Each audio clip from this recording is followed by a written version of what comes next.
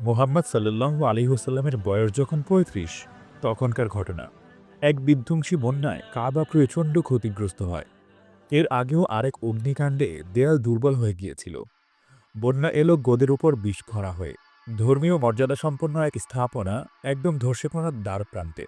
একটু পরেই হয়তো হুড়মুড় করে ভেঙে পড়বে। কুরাইশরা সবাই মিলে সিদ্ধান্ত নিল স্থাপনা সংস্কারের। জাহিলি যুগ হলে কি হবে? কিছু ব্যাপারে তখনও কুরাইশদের ধর্মীয় সততার চেতনা ছিল একদমই টনটনে।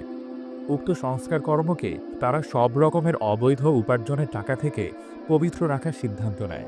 তবে সংস্কার করার আগে তো পুরো দেয়াল ভেঙে ফেলতে হবে। কুরাইশরা ভয় পেতে থাকে যে পবিত্র ঘরটির সাথে এমন মন্দ আচরণ হতে দেখলে আল্লাহ পাকড়াও করবেন। অবশেষে ওয়ালিদ ইবনুল মুগীরা সাহস করে এগিয়ে আসেন, ঘোষণা দেন আল্লাহ সংস্কারকদের ধ্বংস করবেন না। এই বলে তিনি দেয়াল ভাঙের কাজ শুরু করেন। কোনো আসমানি শাস্তি আসছে না দেখে বাকিরাও আশ্বস্ত হয়ে কাজে হাত দেয়। ইব্রাহিম আলাইহিসসালামের নির্মাণ করা আদি ভিত্তি ছাড়া পুরো কাবা ভেঙে ফেলা হয়। পুনর্নির্মাণ কাজে সব গোত্রকেই কাজ ভাগ করে দেওয়া হয়। সম্ভ্রান্তরা পাথরের টুকরো বহন করে নিয়ে এক জায়গায় স্তূপ করতে থাকেন। মোহাম্মদ সাল্লাল্লাহু আলাইহি ওয়াসাল্লাম এবং তার চাচা আব্বাসও এই কাজেই নিয়োজিত ছিলেন।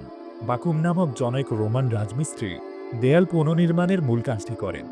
কিন্তু পুরো কাজ সম্পন্ন করার মতো যথেষ্ট টাকা কুরাইশদের কাছে ছিল না।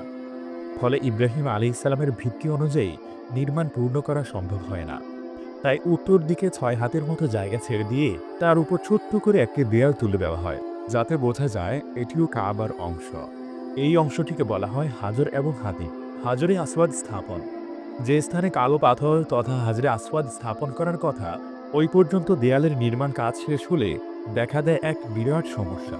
প্রত্যেক গোত্রপতি হাজরে আসওয়াদ স্থাপনের বিরল সম্মান অর্জন করতে চায়, কেউ কাউকে ছাড় দিতে প্রস্তুত না। এ নিয়ে তুমুল ঝগড়া সৃষ্টি হয়।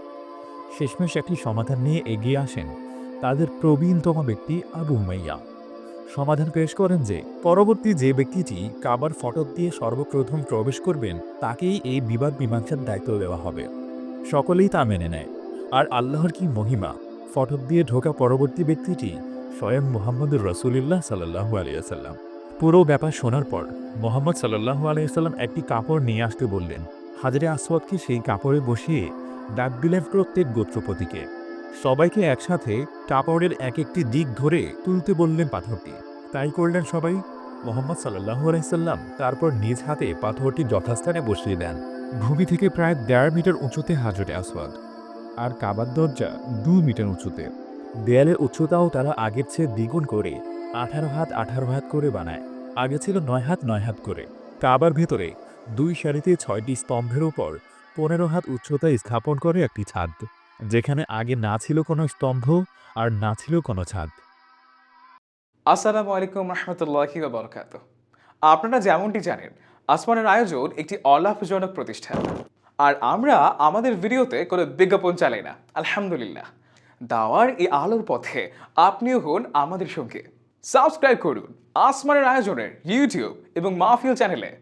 আর ছড়িয়ে দিন আল্লাহ সুবহানাহু ওয়া তাআলার আয়োজন, আসমানের আয়োজন, দুনিয়ার আবেশে আসমানের আয়োজনে।